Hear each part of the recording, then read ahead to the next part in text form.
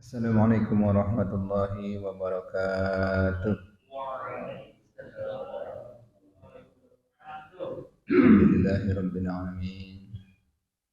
Salatu wassalamu ala asyrofil anbiya'i wal mursalin wa ala alihi wa sahbihi ajmain. Allahumma salli wa sallim wa barik wa karim ala sayyidina wa maulana Muhammad wa ala alihi wa sahbihi ajmain, amma ba'd. Segala puji dan syukur kita panjatkan kepada Allah Subhanahu wa taala. Alhamdulillahirabbil alamin, bahwa pada pagi hari ini kajian kita masih lanjut dan kita semua dapat hadir di sini dalam rangka menunaikan sholat subuh berjamaah. Meskipun berat, semalam bergadang acara. Tapi alhamdulillah Allah masih berikan kita kesempatan, berikan kita kekuatan untuk melangkahkan kaki kita ke masjid yang kita cintai ini. Salawat dan salam semoga selalu tercurah limpahkan hadirat junjungan kita Paduka Alam Mulia Baginda Nabi besar Muhammad sallallahu alaihi wasallam, serta para keluarganya, para sahabatnya, para pengikut-pengikutnya, semoga sampai kepada kita umatnya, dan semoga kita dan keluarga kita telah mendapatkan syafaat dari beliau di yaumil akhir nanti. Amin ya rabbal alamin. Hadirin kajian ngopi pagi yang dimuliakan Allah Subhanahu wa taala. Untuk pagi hari ini ngopi pagi akan dibawakan oleh Bapak Randy yang kebetulan bisa meluangkan waktunya untuk berbagi motivasi spiritual mungkin ya. Semalam ya ini undangan dadakan ya. Mohon maaf Pak Randy, dari kemarin saya lupa tuh mau ngomong tuh, mau japri, pas ketemunya udah tahu-tahu udah tadi malam maghrib. Aduh, siapa ya?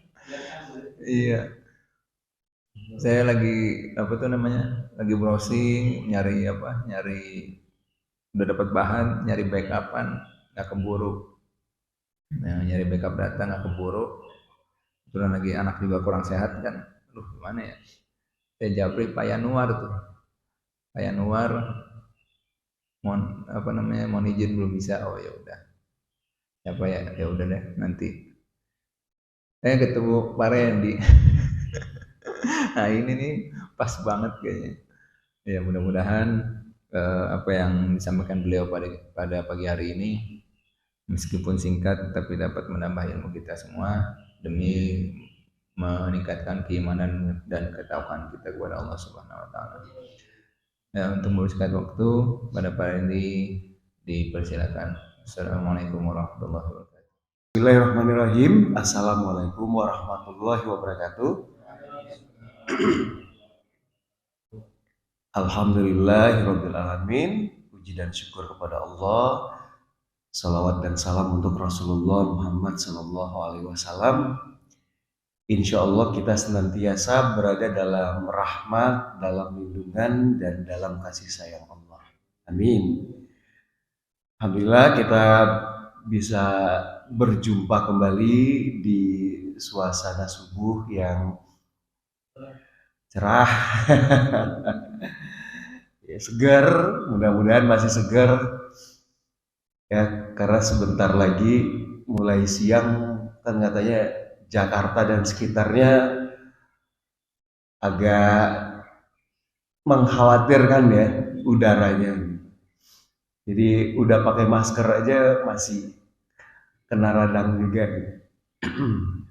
Ya mudah-mudahan Allah lindungi kita semua dan kita diberikan kesehatan ya. Dan pagi hari ini seperti yang tadi disampaikan oleh Pak Ilmar, ini apa ya, saya juga ngomong apa nih Pak.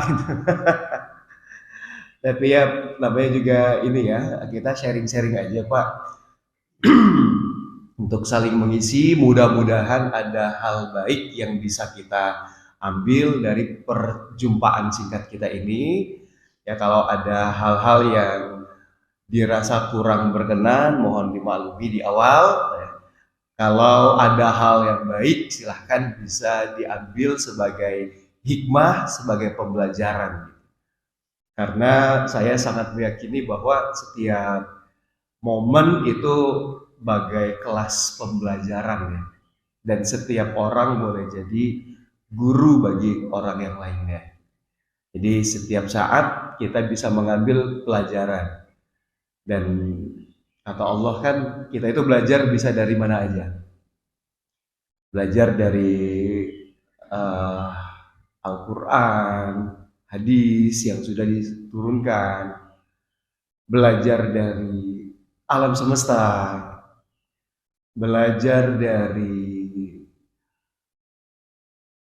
peristiwa, ya, apakah peristiwa yang kejadian di kita sendiri atau belajar dari peristiwa-peristiwa yang terjadi dari hidup orang lain.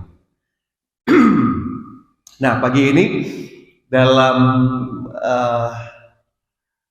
ngopi ngobrol pagi singkat, jadi saya teringat ada satu cerita kisah seorang raja, kemudian dia memiliki banyak tahanan. 3 orang tahanan ini akan segera habis masa tahanannya dan dia akan segera dibebaskan. Nah, sebelum dibebaskan, raja memanggil 3 orang tahanan ini. Ya, raja memberikan tantangan untuk mereka. Ya, karena mereka sudah akan habis masa tahanannya. Kemudian 3-tiganya dipanggil menghadap dan raja memberikan setiap orang 1 buah karung besar dan raja memberikan tantangan, oke, tahanan, ini ada karung, silahkan kau gunakan untuk mengumpulkan apel sebanyak-banyaknya dan kau bawa kemari. Kira-kira jadi tahanan udah sekian lama dan sudah mau bebas, sudah mau keluar, diperintahkan, disuruh untuk mengumpulkan apel yang banyak, sekarung besar. Seperti apa respon mereka? Ya macam-macam mungkin kan ya, ini nggak ngapain sih, orang udah tinggal keluar gitu kan ya, ngerjain aja gitu. Terus ada juga yang berpikir mungkin ya aneh-aneh. Namun dari 3 tahanan ini semuanya pergi ke hutan, ke kebun untuk menjalankan misi mengumpulkan apel-apel tadi. Tahanan yang pertama, dia pergi, dia keliling ke hutan, dia mengumpulkan apel-apel itu sambil menggerutu. Gitu kan. Apa sih ini maksudnya? Orang saya sudah ditahan sekian lama, saatnya saya bebas. Dan saya diberikan lagi nih tugas yang berat. Jadi dia merasa berat, dia merasa marah, jengkel, kemudian dia mengumpulkan apel yang tampak, yang terlihat aja di tanah gitu kan ya. Wah, apel-apel, kemudian termasuk yang rusak, yang busuk-busuk dia masukkan semuanya. Jadi isi karung itu penuh, tapi bercampur. Ada yang bagus, banyaknya apel yang sudah busuk. Dengan berat, kemudian dia siap kembali lagi menghadap raja. Tahanan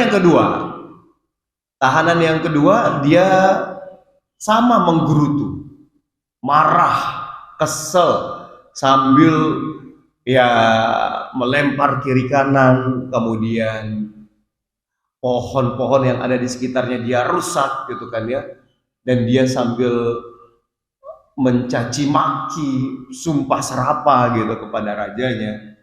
Lalu kemudian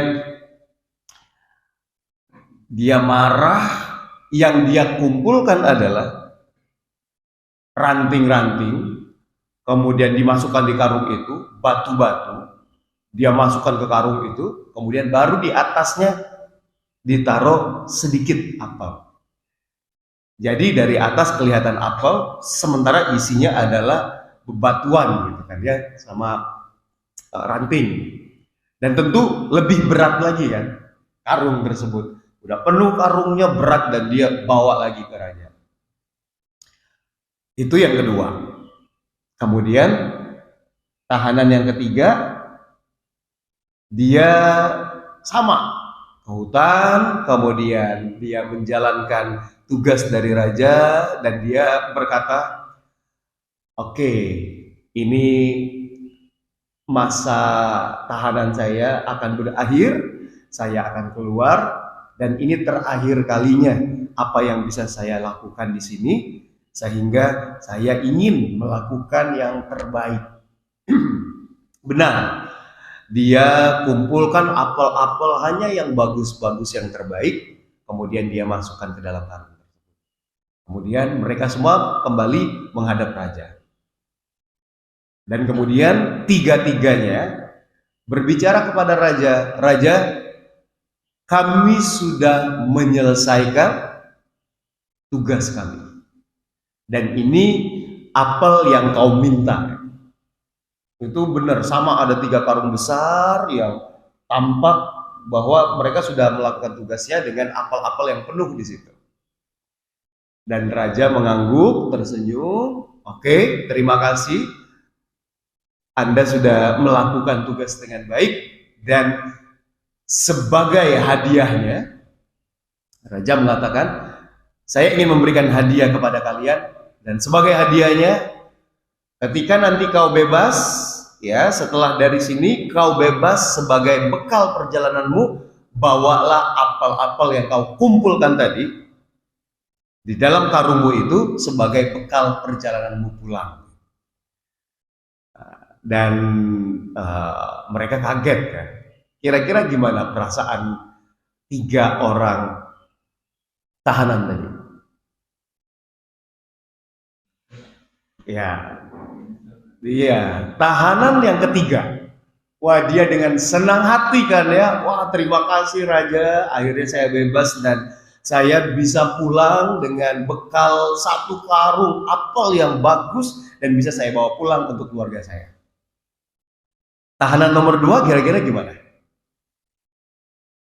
Lebih mangkal lagi, dia marah lagi. Aduh, gimana nih?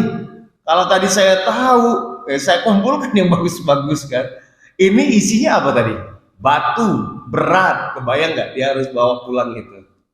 Sama, yang pertama juga. Gerutu lagi, kesel lagi dia, marah lagi.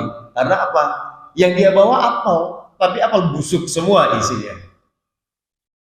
Nah, itu yang menjadi yang mereka bawa pulang. Dan dari kisah sederhana ini, Bapak Ibu, ya sahabat-sahabat, kita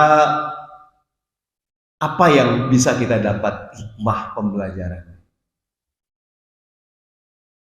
Ya, boleh jadi apa yang kita lakukan, apa yang diminta untuk kita lakukan, ya, pasti ada maksud, pasti ada tujuan, pasti ada kehendak dari Allah. Karena ya kita meyakini, saya sangat meyakini bahwa tidak ada daun yang jatuh tanpa kehendak Allah, tidak berterbangan debu tanpa kehendak Tuhannya. Tidak berjumpa saya sama Pak Yulmar, padahal saya udah pakai topi, udah pakai masker gitu ya. Tetap aja masih kelihatan. Kayaknya emang Pak Yulmar emang tadi malam nyari-nyari korban kayaknya. Saya udah enggak, saya sebentar gitu kan liatin anak-anak cari makan, Pak emang pakai masker udah mulai ini. Tetap aja ketangkap sama Pak Yulmar. Tapi maksudnya tidak ada kejadian tanpa kehendak Allah. Termasuk yang berkumpul pagi ini kita, ya kalau Allah tidak berkehendak mungkin saya belum bangun sekarang. Kemudian kalau Allah belum berkehendak, mungkin ya kita masih ada hal yang lain gitu kan, tidak ada di sini. Tapi ketika Allah berkehendak pasti ada hikmah di balik kejadian. Ketika ada, ya ini kan takdir ya, takdir Allah, pasti ada hikmah di sebaliknya. Ketika kita diminta untuk melakukan sesuatu seperti 3 orang tahanan tadi, pasti ada rencana Allah yang lainnya di sebaliknya. Dan responnya macam-macam. Ada yang melakukan sambil menggerutu, sambil kesel, berat hatinya, dia asal-asalan melakukannya. Ada yang melakukannya, ada yang menerimanya justru marah, kesel, dan membalasnya dengan hal yang buruk. Ada juga menanggapinya, meresponnya dengan menerima, bersukacita, kemudian dia melakukan yang terbaik. Dan karena itu, ya apapun peristiwa, apapun yang terjadi, seperti kisah 3 tahanan tadi, apapun yang datang menjadi peran dan tugas kita, ya percayalah bahwa ada kebaikan, ada rencana indah di baliknya, ya lebih indah dari rencana kita sendiri, karena Allah yang merencanakan. Di dalam hadis Rasulullah SAW bersabda, sesungguhnya Allah mencintai seorang hamba yang apabila dia bekerja, dia itqan ya. Mungkin Pak Ustadz kalau salah lafaznya, dia menyempurnakan pekerjaannya. Jadi kalau kita belajar dari ceritanya si 3 tahanan tadi, yang menyempurnakan pekerjaannya tahanan nomor berapa? Nomor 3 ya. Sementara yang satu dia justru tidak melakukannya, malah sebaliknya. Yang kedua melakukannya dengan asal-asalan. Ya, semoga kita menjadi orang-orang yang apapun yang diberikan, apapun yang menjadi peranan kita, apapun yang menjadi tugas kita, ya kita lakukan yang terbaik yang bisa kita lakukan. Dan semoga kelak Allah membalas dengan sebaik-baiknya balasan kepada kita semuanya, ya, yang bisa kita dapatkan di dalam kehidupan kita di dunia. Dan semoga juga Allah hadirkan kebaikan di surga nanti. Amin, insya Allah. Barang siapa membawa amal yang baik, maka baginya pahala 10 kali lipat amalnya. Dan barang siapa yang membawa perbuatan jahat, maka dia tidak diberi pembalasan, melainkan seimbang dengan kejahatannya. Sedang mereka sedikit pun tidak dianiaya, tidak dirugikan. Quran Surat Al-An'am ayat 160. Insya Allah kebaikan yang kita lakukan tidak ada balasan kecuali kebaikan pula. Ya, keburukan yang kita lakukan tidak ada balasan kecuali kejahatan pula. Demikian, semoga bermanfaat. Selamat beraktivitas, selamat lanjutkan akhir pekan Bapak Ibu semuanya. Jika ada kebaikan, Allah yang menghadirkan. Jika ada kekurangan, murni kesalahan saya, mohon dimaafkan lahir dan batin. Terima kasih. Alhamdulillahirrabbilalamin. Assalamualaikum warahmatullahi wabarakatuh.